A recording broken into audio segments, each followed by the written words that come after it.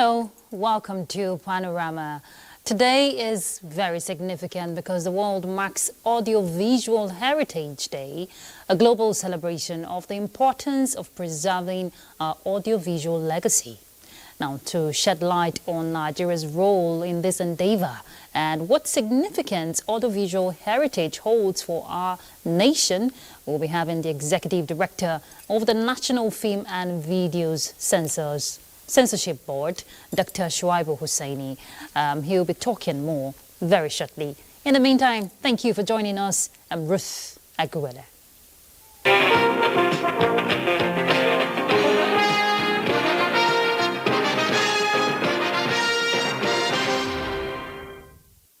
The sixth Governor Committee set up by President Bola Tinubu to assess the conditions of the nation's security training institutions across the country says it is already set to hit the ground running immediately to achieve the task within the time frame given at this month's meeting of the National Economic Council. A member of the committee, Governor Abdullahi Sule of Nasarawa State, who is a guest on one of NTA's weekly program that showcases activities around the presidency called Executive Recap, says the committee led by Governor Peter Mba of Enugu State values the importance and urgency attached to the assignment towards enhancing the welfare and condition of service of the Nigeria Police Force. It is just to identify what is required from this institution. A lot of them are dilapidated. If you look at the one in Ikeja, for instance, you can see the standard of that. Is it up to the standard of what a training institution, that will train the kind of officers that we are looking for will be? So I think the first thing is for us to know what does it take to be, a standard quality training institute. And then now to look at what we have now, and now to recommend what it will take, to do that. I think it's a very simple, straightforward, and I'm happy that the secretary of the committee is actually the immediate past IG. Governor Abdullahi Sule also comments on the recent changes President Tinubu made to the leadership of the Nigerian Armed Forces.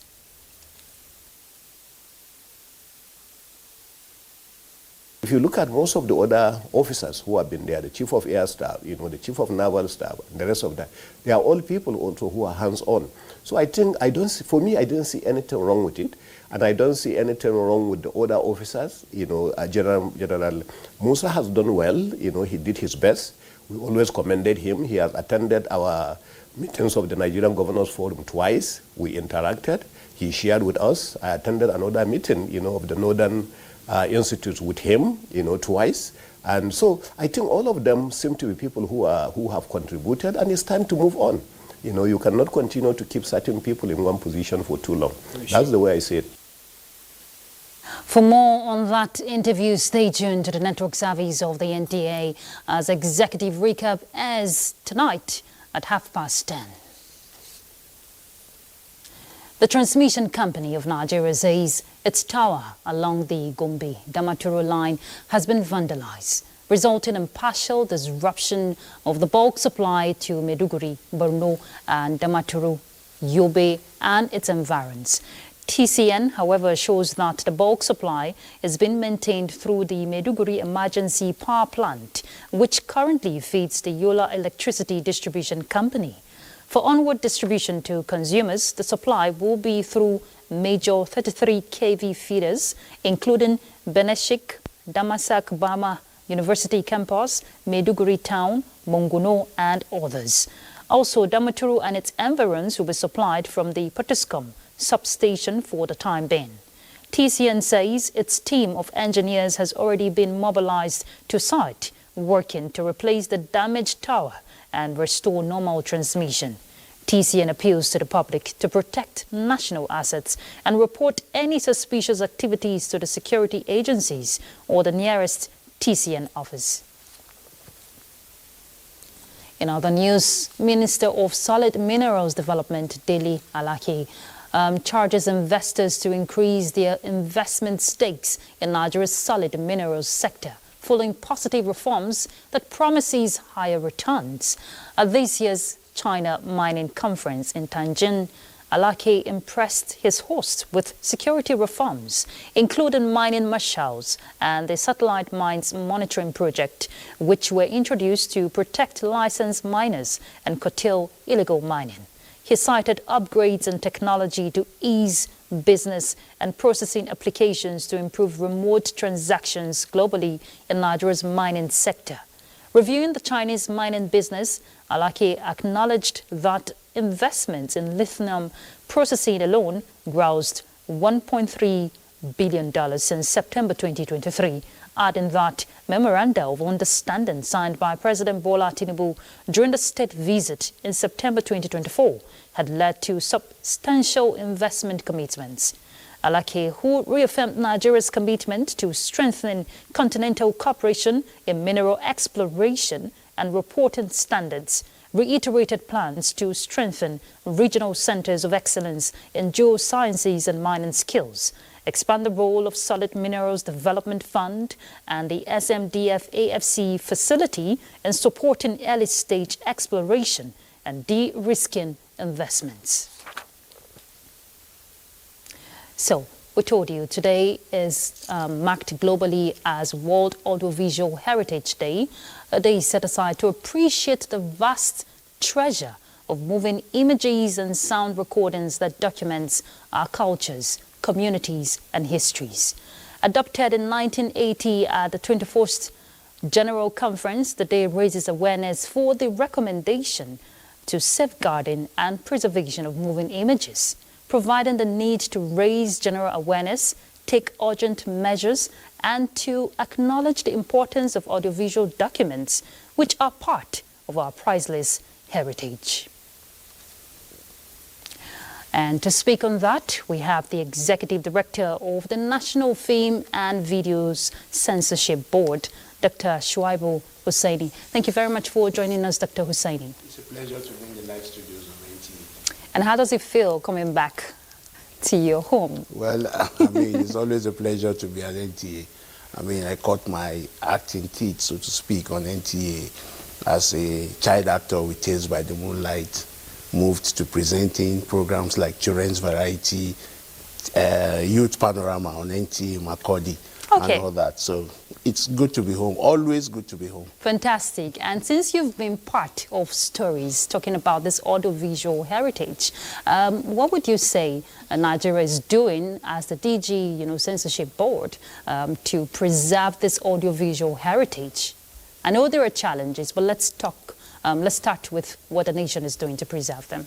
Oh, well, of course, you have set the background by letting us know that it's a day that's set aside by UNESCO to draw, to raise awareness about the need for us to preserve our audiovisual heritage, which comes in forms of films, sound recordings, and television programs, even radio programs as well. And in terms of the importance that this government has given to it, I mean, it's a priority of the Mr. President. It's even captured in his renewed hope agenda. It's also a priority for the Minister of Arts, Culture, because it's captured in our 8-point agenda, preservation of our cultural heritage, and audiovisual heritage is part of that. And because of the kind of priority they placed on preservation of our cultural heritage, we have taken steps since we came into office to ensure that we preserve these documents that reflect our social, cultural, and linguistic diversity. And at the level of the National Film and Video Censors Board, we have a lot of these films that we need to preserve for generations to come. I mean, at the last count, we have over 280,000 films in different formats, in VHS, in CDs, in DVDs, and now, the new form is to have them either in flash drive or in links. And what we have been doing since this administration came in is to see how we can move them in those formats to a format that we can preserve them for posterity. Because what these things do for us is that we hand down. I mean, there are a lot of us who came after 1990s, maybe the 2000s. We were not privy to important programs such as Second Chance on NTA, Magan and Jarichi, or even saying Kokora Dawn. Kokora Dawn, even Samanja. you know, Ichoku, you know, we know, but if we don't preserve them, nobody will see them today. I saw it as part of, you know, the intro for this segment, Kokorado and the rest of them. Okay. So we need to preserve them for generations. We need to preserve them for people to know that we have this much in terms of our heritage. And it's good you kept hammering on the point of the need to preserve this heritage. And we know Nigeria is blessed with content, storytelling, fantastic storytelling. So what is the agency doing? You know, what method is the agency using to safeguard this heritage? You talked about archiving them. Yes, yes. Yes. We have started the process. You know, the Nollywood started with the VHS, and VHS is gone out of fashion now. So that means that if you want to see films like Living in Bondage and the rest, you have to see them in formats that, you know, are compatible with the machines that we have presently. So what we are doing at the National Film and Video Censors Board is to put them in that format where you can see them now. Why not discarding the original materials that are there? Those original materials we feature in our libraries for people to see the format they are, but they can also access them in the more digital formats now. Yeah. And the digital format is important because for years to come, you will still find them. And when we continue, you'll find out that we will have other ways of preserving them beyond now. So it's not only about film. I mean, especially this administration, we have done a lot in preserving our artifacts, you know, in the museum, and but this day particularly is for film, is for sound recordings, and of course for film and television programs. So at the level of the National Film and Video Censors Board, it's a priority for us to preserve these materials. I just told you now that we have about 280,000 of them, and we have to preserve them so that even when we are all gone and there are other generations that come after us, they will find these things to still access. You know, it will be useful for research, and it will be also useful for, I mean, handing out our culture, our social life to generations yet unborn. And even tourism aspect is and very even tourism important as well. So, We need to document all those things. I mean, we should go back to our festivals, document them properly, and then keep them, preserve them in a manner that, you know, people can come back to it maybe 50 years' time and still find them. So, Dr. Hussaini, I'd like you to share with us the challenges hindering, you know, the seamless process of archiving this, you know, materials, especially using digital platforms. Is funding. Funding is the major challenge because you need to get the right machines to do them. I was trying, when I assumed the office, I was trying to source the machine, just a VHS player. I have gone around, I have not found. But we have some in the establishment where we can use, but we need more than that, especially machines that transfer those things from the old forms that they were to a form that they can be accessible.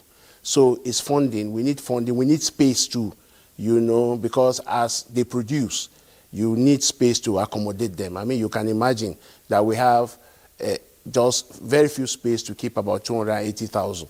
And that's not the end. They will keep producing because Nigeria, of course, you know, is a culture producing machine. You know, they will keep producing films, and as they keep producing, the numbers will keep adding. So we need space, we need funding to get the right machines, you know, that will be able to help us not only to move these things from the old format to the new format, but also to have them easily accessible. People should be able to access them from different parts of the world without having to come to our offices to do so.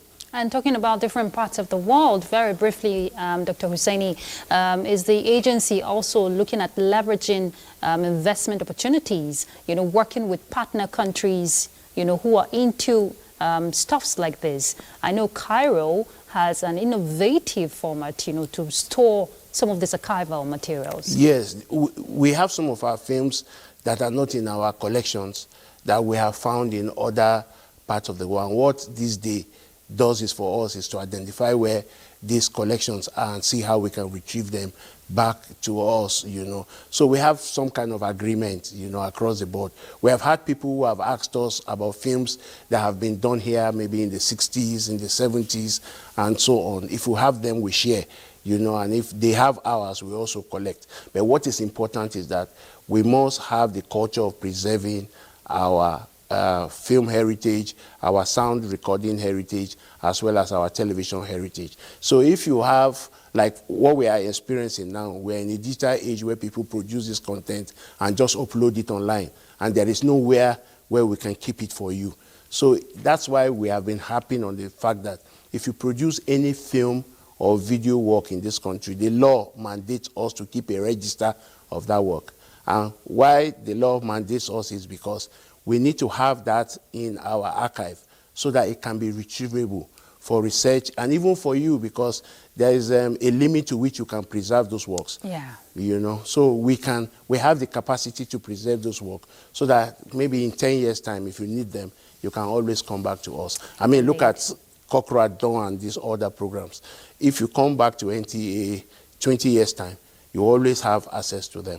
And talking about Cochrane Dawn, I wouldn't want to let the cat out of the bag, but NTA is cooking something. Yes, I know. So I followed it. Fantastic. So viewers, stay tuned to the network service of the NTA. Thank you very much, Dr. Shuaibu, for saying we must, preserve this heritage. It is our identity. Thank you so much for having me. Thank you for coming. We'll take a break. We'll be back. Stay tuned.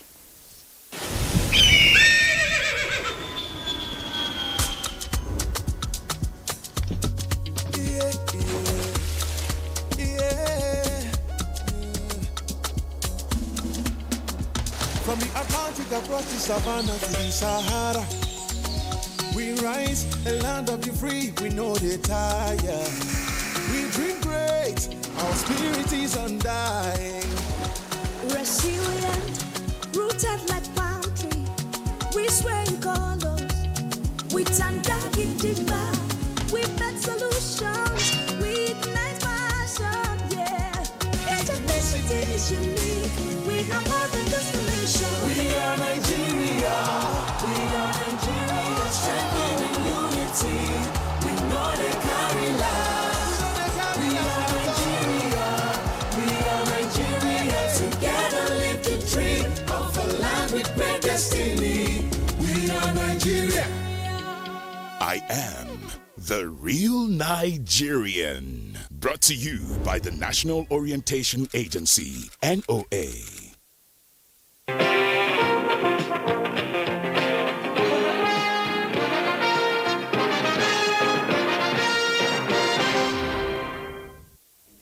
Thank you for staying tuned. In a nation where cancer too often arrives quietly, the Medicaid Cancer Foundation has given it a human face, promoting early detection, strengthening support for patients, and celebrating those who refuse to give up.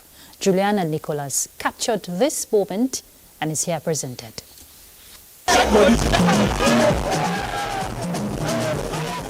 Abuja's morning air stirs with energy as Walk Away Cancer 2025 comes alive.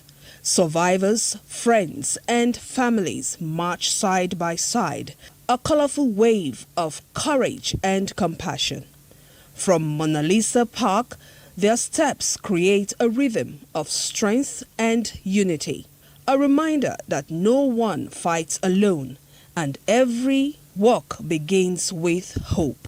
Collectively, we will play our role to ensure that there's no room for cancer in Nigeria. Every one of us can contribute to making somebody else's life better. Cancer is not a death sentence, in a sense that if it's detected on time, once you can monitor your body system, once you're not feeling fine with your body, just go and run a test. The government should look into the cost, because let's assume that I was opportunity to see one or two persons that supported me, but not all the time. The little money I saved, up to now I've not recovered. Walk Away Cancer is an 11-year-old program that was initiated by Medicaid Cancer Foundation to create awareness and call for better policies for cancer patients. We need to have better health care, a system that will pick all these people up and care for them. As the walk ends, the finish line becomes a symbol of triumph for those still fighting and for those who have won. Their message, a call for a cancer-free Nigeria and a world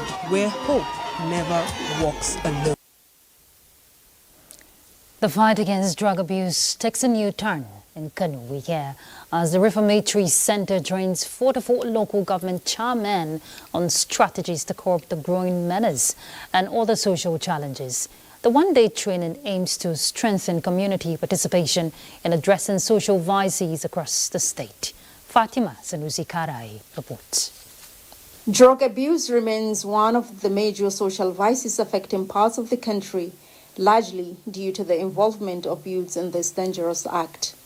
In response, the Kano Reformatory Center has deemed it necessary to equip the 44 local government chairmen with essential skills to ensure the success of the campaign against drug abuse. The aim of the Kano Reformative Center is to rehabilitate, prevent, and sensitize the entire Kano state on the dangers and effects of drug abuse. Kano State Deputy Governor Aminu Abdulsalam Gorzo, represented at the event, reaffirmed the state government's commitment to providing all necessary support for the initiative. Our able governor, Engineer Abu Kabir Yusuf, is doing wonderfully well to make sure all the youths across the state are being engaged in various skills programs and empowerment and education particularly. The workshop also emphasized the importance of collective efforts in tackling social challenges,